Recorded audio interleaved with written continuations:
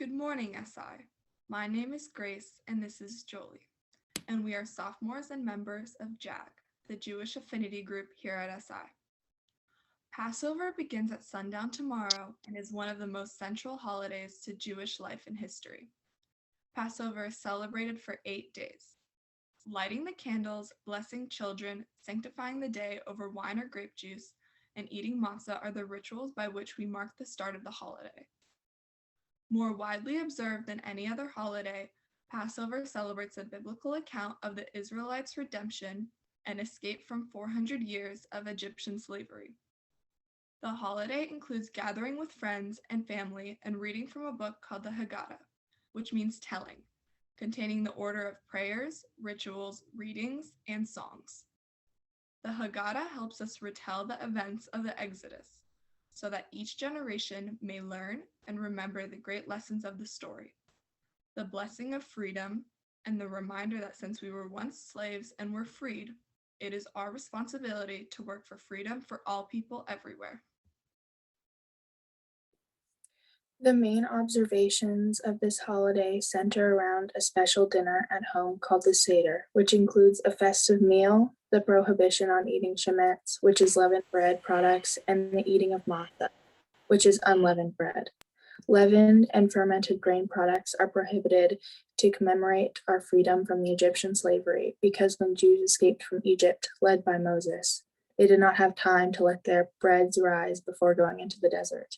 And so any type of leavened bread or bread product is prohibited during Passover. The Seder plate holds various symbolic foods referred to in the Seder itself. The contents of a Seder plate vary by tradition, but most of them contain a shank bone, or a symbol of the lamb that was sacrificed in ancient days, an egg, which represents the wholeness and the continuing cycle of life, bitter herbs, a reminder of the bitter lives of the Hebrew slaves, a charoset, a mixture of apples, nuts, sweet wine, cinnamon, and sugar, reminds us of the bricks and mortar made by the Hebrew slaves, and greens that symbolize spring and the time of year Passover takes place. Along with these traditional symbols, the families may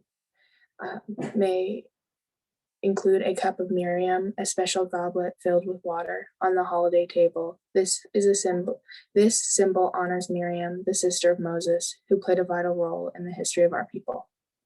Many families also add an orange to the Seder plate as a symbol of inclusion of the LGBTQ+ community and others who feel marginalized in Jewish life. For blessing the children, parents will usually place their hands on the heads of children in the room and recite the following. May God make you like Sarah, Rebecca, Rachel, and Leah. May God make you like Ephraim and Menashah. May God bless you and keep you. May God's light shine upon you. And may God be gracious to you. May you feel God's presence within you always. And may you find peace. Saint Ignatius, Pray for us. Next week is Holy Week in the Christian tradition, the final days leading up to the church's most important celebration, Easter.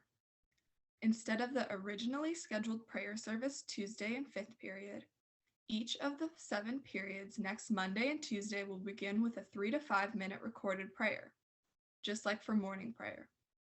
Each prayer will be based on the traditional Holy Week service, the 7 last words, 7 statements that Jesus spoke from the cross.